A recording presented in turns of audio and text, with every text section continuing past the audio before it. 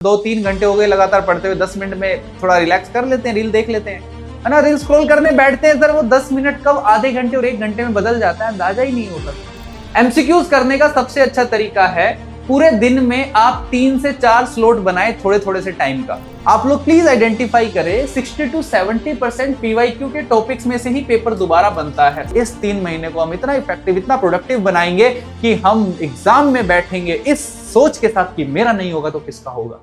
साल का अंत होने वाला है और गलतियां बहुत सारी कर रहे हैं हम लोग।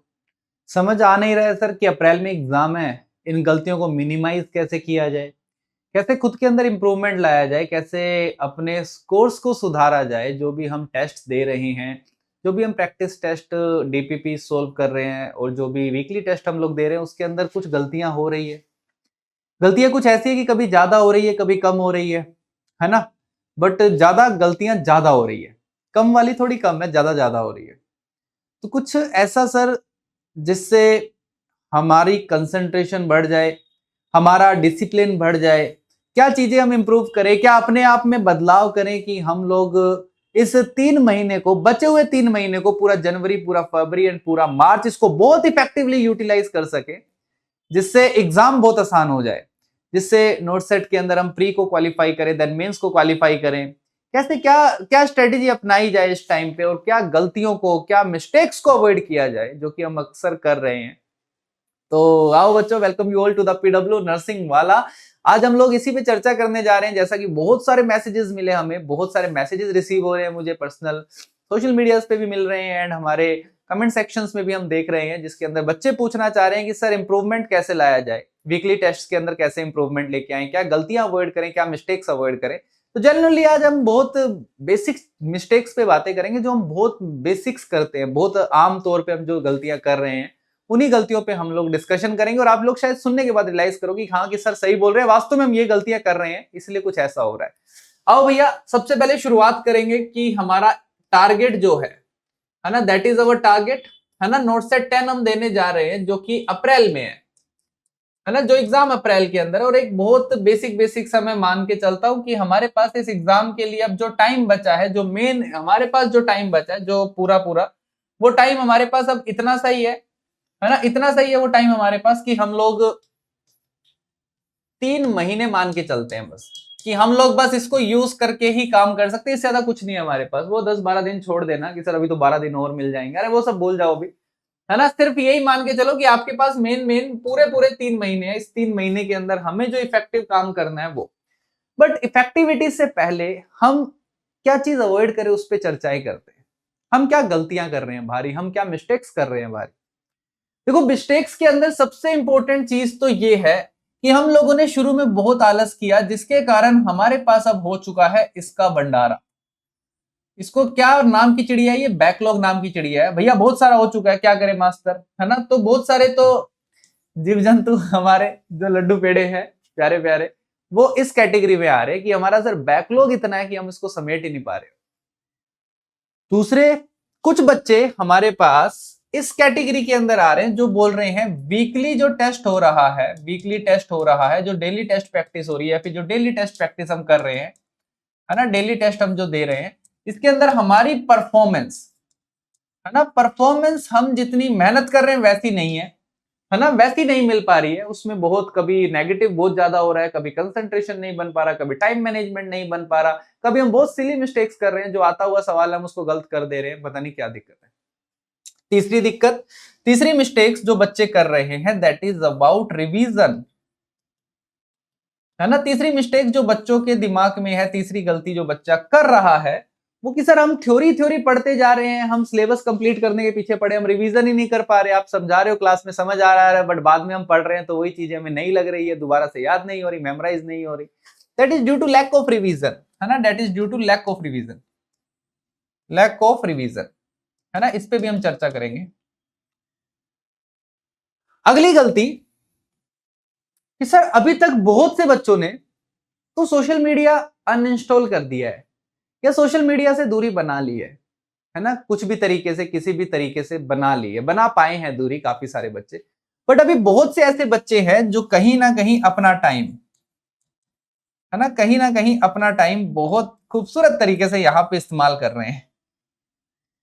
तो सर हम तो सिर्फ 10 मिनट का ब्रेक लेते हैं कि थोड़ा रिलैक्स हो जाएंगे, एग्जाम 2-3 घंटे हो गए लगातार पढ़ते हुए, 10 मिनट में थोड़ा रिलैक्स कर लेते हैं, रील देख लेते हैं, है ना। रील स्क्रॉल करने बैठते हैं सर, वो 10 मिनट कब आधे घंटे और 1 घंटे में बदल जाता है, अंदाजा ही नहीं होता सर, है ना। उसके बाद जो आंखों को रिलैक्स देना था, जो आंखों को शांति देनी थी, वो आंखें अभी भी दुख रही है, क्योंकि हमने उस टाइम पे रील देखी, हमने रिलैक्स किया ही नहीं है।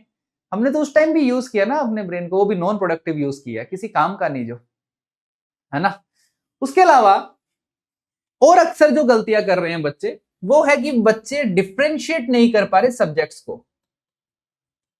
डिफरेंशिएट नहीं कर पा रहे हो आप लोग सब्जेक्ट्स को, है ना। सब्जेक्ट्स का मतलब किस सब्जेक्ट को हमें मेजर मानना है और किन सब्जेक्ट्स को हमें माइनर मानना है ना। किन सब्जेक्ट्स को हमें मेजर मानना है, किन सब्जेक्ट्स को हमें माइनर मानना है, हम ये भी नहीं पता लगा पा रहे अभी कि कौन सा सब्जेक्ट मेजर मान के पढ़े, कौन सा सब्जेक्ट माइनर मान के पढ़े, कितना टाइम दें।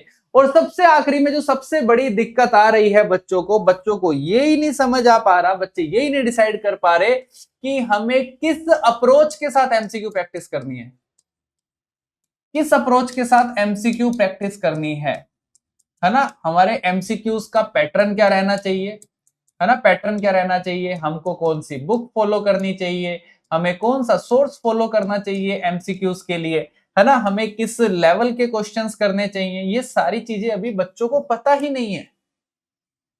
तो 2-3 किताबें हैं जिनका नाम हम जानते हैं, बस उसी में करे जा रहे हैं हम, चाहे क्वेश्चन का काम का हो, चाहे क्वेश्चन बकवास हो, चाहे कैसा भी हो।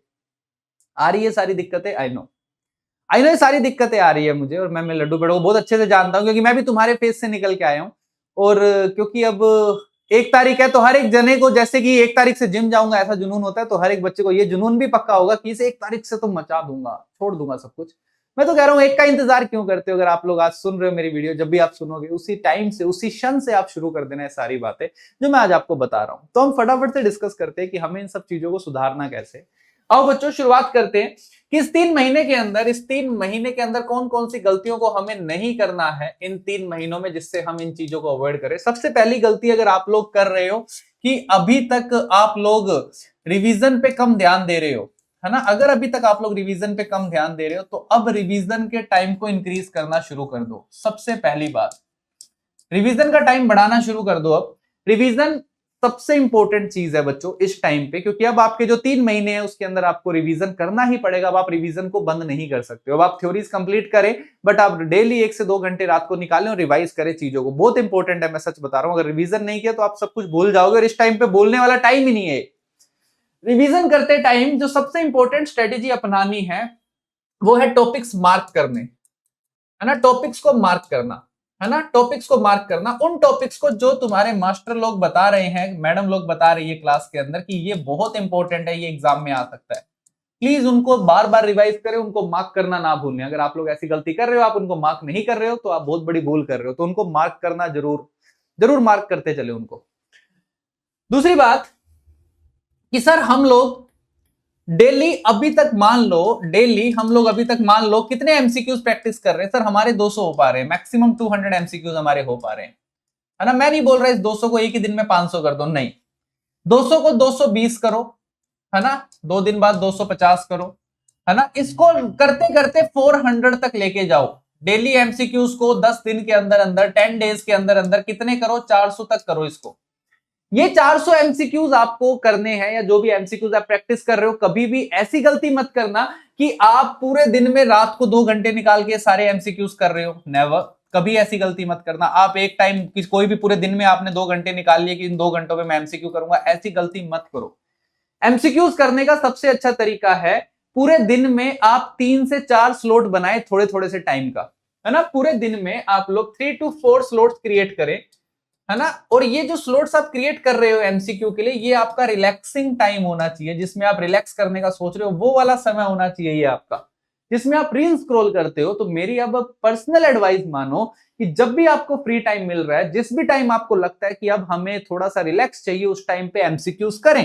किसी भी सोर्स से हो सकता है, किसी भी सोर्स से हो सकता है कि अगर आपको यूट्यूब सेशन लिया है आपने फटाफट से, तो यूट्यूब सेशंस को रिकॉल कर ले, फटाफट जाके उनको देख लें, है ना। आपके पास अगर पीडब्ल्यू का सब्सक्रिप्शन है तो पीडब्ल्यू के सब्सक्रिप्शन में टेस्ट पास मिलेगा आपको, वहां पे टेस्ट पास जाके फटाफट से चेक करें, टेस्ट के अंदर कुछ भी एक छोटा सा टेस्ट करें। बट कभी भी ये मत सोचे कि एक साथ 200 क्वेश्चंस बैठ के कर दूंगा मैं। एक साथ 200 क्वेश्चंस बैठ के अभी नहीं करना, वो टाइम आएगा बाद में जब आपको एक साथ आपके 100 क्वेश्चंस के टेस्ट देके देखने और 160 क्वेश्चंस के टेस्ट देने हैं आपको, प्री और मेंस के जैसे पैटर्न आता है वैसे देने हैं। बट वो टाइम आपका एग्जाम से 15 दिन पहले का होगा, है ना। लास्ट 15 डेज जो होंगे एग्जाम के, लास्ट 15 डेज होंगे एग्जाम के, इसके अंदर आपको फुल मॉक टेस्ट देके देखने हैं एक साथ बैठ के, जिससे आप लोग टाइम मैनेजमेंट पे ध्यान दे पाओ थोड़ा सा। बट अभी ऐसी गलती मत करो, क्योंकि आप अभी ऐसा करोगे 200 क्वेश्चन एक साथ एक तो हो नहीं पाएंगे और बहुत ज्यादा एग्जॉस्ट हो जाओगे, बहुत ज्यादा एग्जॉस्ट हो जाओगे, क्योंकि दिमाग लगता है एमसीक्यूज करने में, ब्रेन यूज होता है, फिर ब्रेन थक जाता है, तो आप फिर रिवीजन भी अच्छे से नहीं कर पाते। तो आप बीच में छोटे छोटे स्लॉट्स बनाएं रिवीजन करने के लिए भी, वो रिवीजन के साथ साथ बीच बीच में एमसीक्यूज करने के लिए। ये हो गया। सोर्स की बात करते हैं, किस पैटर्न के क्वेश्चंस आते हैं ना, है ना, किस पैटर्न के क्वेश्चंस आते हैं। मैं वापस से बता रहा हूं, पैटर्न पे बहुत ज्यादा ध्यान देना, है ना। कोई भी बच्चा ये बिल्कुल मत सोचे स्ट्रेट फॉरवर्ड क्वेश्चन आएंगे, है ना। स्ट्रेट क्वेश्चंस नोट सेट में नहीं आते। पहली बात, बहुत रेयर है, 30% या 20% आपको, है ना, 20% आपको स्ट्रेट क्वेश्चंस मिल सकते हैं, उसके अलावा नहीं मिलेंगे। क्वेश्चंस आपको हमेशा कंफ्यूजिंग मिलता है, जिसमें बच्चे से गलती करवाने की कोशिश करी जाती है। जैसा कि मैं अक्सर बोलता हूं, क्वेश्चंस में आपको नोट वर्ड लगा हुआ मिलेगा, इनमें से कौन सा नहीं है, इनमें से कौन सा एक्सेप्ट लगेगा, है ना। मोस्ट कॉमन पूछा जाएगा, मोस्ट रेयर पूछा जाएगा, मोस्ट रेयर पूछा जाएगा, है ना। इन्वेस्टिगेशन ऑफ चॉइस पूछी जाएगी, है ना। सबसे अर्ली सिम्टम पूछा जाएगा, सबसे अर्ली सबसे लेट सिम्टम पूछा जाएगा, ठीक है। सबसे पहले आप क्या करोगे, प्रायोरिटी पूछी जाएगी, प्रायोरिटी पूछी जाएगी। ये सारे के सारे जो चीजें सारी कंफ्यूजिंग होती है, ये कभी भी स्ट्रेट फॉरवर्ड क्वेश्चंस में नहीं माने जाते, सब कंफ्यूजिंग होती है, जिसमें आपको 3 ऑप्शंस लगेंगे, 2 ऑप्शंस लगेंगे, ये तो होंगे ही होंगे, उनमें आप कंफ्यूज हो गए ही होगे। हमेशा इस अप्रोच के क्वेश्चंस ट्राई करें, जिनमें आपको प्रायोरिटी मिले, जिनमें आपको एक्सेप्ट मिले, नोट मिले, है ना, अर्ली लेट मिले, स्पेसिफिकेशन मिले जिन क्वेश्चंस में आपको, उन क्वेश्चंस को करो जिनमें आपको स्पेसिफाई किया हुआ मिले साफ साफ, ये ऐसा होता है, ये ऐसा होता है, ये ऐसा होता है। और ऐसे क्वेश्चंस करने के लिए बहुत स्टैंडर्ड बुक्स है बच्चों आप लोगों के पास, है ना। पीडब्ल्यू के टेस्ट पास है आपके पास, हमारे यूट्यूब सेशंस है आपके पास, उसके अलावा आपके पास बहुत स्पेसिफिक्स बुक है जिनके अंदर आप बहुत, अक्सर बोलता हूं मैं, मोस्बी लिपिनकोड जैसी बुक्स को यूज करें, मोस्बी लिपिनकोड जैसी बुक्स को यूज करें, है ना। और इन बुक्स के अंदर से आप जो सब्जेक्ट यूज करें वो साइकेट्रिक यूज करें, है ना। साइकेट्रिक पढ़े, यहाँ से एमएसएन पढ़े, यहाँ से आप लोग फंडामेंटल पढ़े, है ना, फंडामेंटल पढ़े आप लोग, ठीक है। कम्युनिटी आपको इसमें मिलेगी नहीं, तो कम्युनिटी आपको मेरी वाईटी की देखनी है, सीएचएन आप वाईटी के करें, सीएचएन वाईटी से करें। और आपके टेस्ट पास, जो टेस्ट आपको मिल रहा है वीकली, या फिर जो टेस्ट पास आपके पास पीडब्ल्यू का, उससे करें, that is more than enough. उसके अलावा सीएचएन करने की जरूरत नहीं है कहीं से आपको। सेम कंसेप्ट मैं फार्मा का भी बता रहा हूँ आपको, फार्मा भी मोर देन इनफ है, जो मैं आपको बता रहा हूँ, YT and test pass, pharma भी आपको कहीं से करने की जरूरत नहीं है ना। बट बाकी बुक्स, क्योंकि एमएसएन बहुत बड़ा सब्जेक्ट है ना। साइकेट्रिक आपका बहुत स्पेसिफाई है, स्पेसिफिक चीजें बहुत ज्यादा साइकेट्रिक के अंदर, है ना। फंडामेंटल बहुत स्पेसिफिक है और बड़ा भी है, तो ये सारी चीजें आपको बहुत स्पेसिफिक करके, बहुत कंसाइज करके मिलेगी इन बुक्स के अंदर, और इनके एमसीक्यूज के पैटर्न भी पता लगेंगे, जो कंफ्यूजिंग होते हैं वो सब आप सीख पाओगे अच्छे से, ठीक है। ये सारी बातें हो गई। इसके बाद आता है सबसे इंपॉर्टेंट, जो है पीवाईक्यू सेशन, है ना। पीवाईक्यू, देखो बच्चों, पीवाईक्यू सेशंस जो हम लोग एमसीक्यूज लेके आते हैं, जितने भी वो सारे पीवाईक्यू होते हैं, वो एमसीक्यूज आपको बहुत इंपॉर्टेंट टॉपिक्स का आइडिया करवाते हैं। ये बहुत इंपॉर्टेंट टॉपिक्स है। देखो बच्चा पढ़ता हर कोई है, बट बहुत अच्छे अच्छे बच्चे जो पढ़ रहे हैं, बहुत मेहनत कर रहे हैं, बट वो भी कभी कभी रह जाते हैं। वो इसलिए रह जाते हैं क्योंकि वो इसको आइडेंटिफाई नहीं कर पाते, है ना। वो कहीं और मेहनत कर लेते हैं, वो उन टॉपिक्स पे मेहनत कर लेते हैं जो टॉपिक्स रिलायबल नहीं है, जो टॉपिक्स आने वाला नहीं है एग्जाम के अंदर। उन टॉपिक्स पे मेहनत करने का कभी फायदा होता ही नहीं है बच्चों, है ना। आप लोग प्लीज आइडेंटिफाई करें, 60 to 70% पीवाईक्यू के टॉपिक्स में से ही पेपर दोबारा बनता है। 60 to 70% पीवाईक्यू के टॉपिक्स में से पेपर दोबारा बनता है। तो जो क्वेश्चंस जो एमसीक्यूज करवाने हैं, सिर्फ उन एमसीक्यूज के साथ साथ उन टॉपिक्स पे भी ध्यान दे, और उन टॉपिक्स को ज्यादा सीरियस होके पढ़े, है ना। उन टॉपिक्स को ज्यादा रिवीजन करें, है ना। उन टॉपिक्स पे ज्यादा एमसीक्यू प्रैक्टिस करें, क्योंकि उन्हीं टॉपिक में से घूम फिर के दोबारा क्वेश्चन आने की संभावना होती है। तो ये बात भी आप लोग ध्यान रखें, पीवाईक्यूज के टॉपिक्स को आइडेंटिफाई करें। पीवाईक्यूज तो करने ही करने, साथ साथ टॉपिक्स को आइडेंटिफाई करें। आखिरी में, ये सारी बातें अगर आप लोग ध्यान देते हो कि हमें कितने क्वेश्चंस प्रैक्टिस करने हैं, रिवीजन कैसे करना है, है ना। एंड सिलेबस धीरे धीरे जैसे कंप्लीट हो रहा है चलने दो, साथ साथ उसको रिवाइज करते रहो, उसकी कोई टेंशन नहीं है, सिलेबस हो जाएगा आपका। बट उसके साथ साथ जो हो गया उसको रिवाइज करें, उसको अच्छे से ध्यान दें, एमसीक्यूज प्रैक्टिस करें और एमसीक्यूज को आगे बढ़ाते जाए दिन पे दिन, अब धीरे धीरे। और एमसीक्यूज भी टुकड़ों में प्रैक्टिस करें, एक साथ बैठ के अभी प्रैक्टिस ना करें। लास्ट में जो रहेगा, जो एग्जाम से 15 दिन पहले रहेगा, वो भी मैं बताने आऊंगा, उसकी टेंशन नहीं लेनी है आपको।